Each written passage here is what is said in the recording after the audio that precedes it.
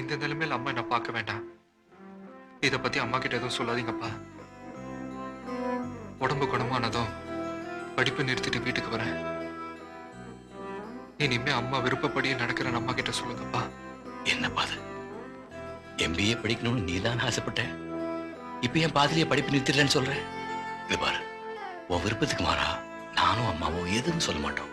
அனாவசியமா மனசு போட்டு குழப்பிக்காத. ஒழுங்கா படிப்பை முடிச்சிட்டு வா. உன்னை இந்த நிலைக்கு ஆளாக்குனவன. வேண்டாப்பா, நான் தான் எல்லாத்தையும் மறக்கணும்னு சொன்னல. விட்டுருங்க ப்ளீஸ்.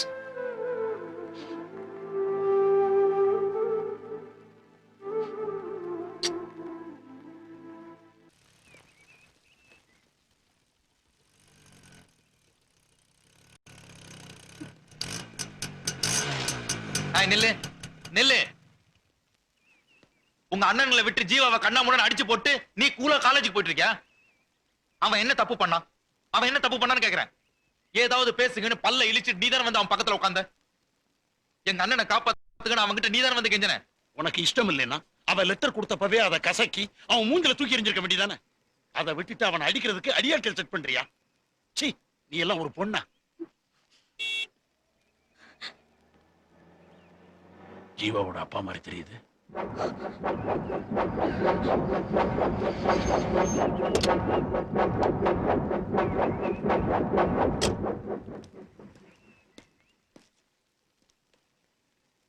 எவன்டா என் மகன் மேல கை வச்சுவன்? சொல்லுங்கடா. எங்களுக்கு தெரியாது. உங்களுக்கு தெரியாம இருக்காது. உண்மை சொல்லுங்க. என் புள்ள மேல கை வச்சவன் எவன்? எங்களுக்கு தான் தெரியாதுன்னு சொல்றோம்ல சார். நிச்சயமா உங்களுக்கு தெரியும். உங்களை சொல்ல வைப்பேன். அந்த ராஜ்களை கொல்லாம விட மாட்டேன். சொல்லுங்கடா, சொல்லுங்கடா. தெரியாது சார். உண்மை சொல்லுங்க. சத்தியமா எங்களுக்கு தெரியாது சார். உங்களுக்கு தெரியும், உங்களுக்கு தெரியும். ஆனா என்கிட்ட மறைக்கிறீங்க.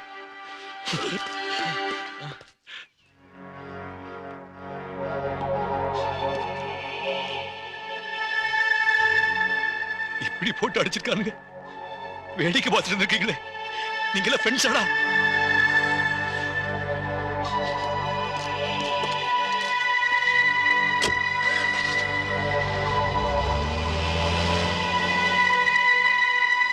கேட்டல்ல அவங்க அப்பா சொன்னதெல்லாம். அவனை அடிச்சது யாருன்னு மட்டும் சொல்லி இருந்தோம், உன் குடும்பமே க்ளோஸ் ஆயிடும்.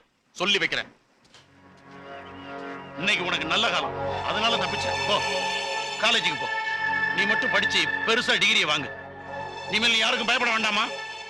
எங்க ஜீவா நிச்சயம் உன் பின்னாடி வரமாட்டான்.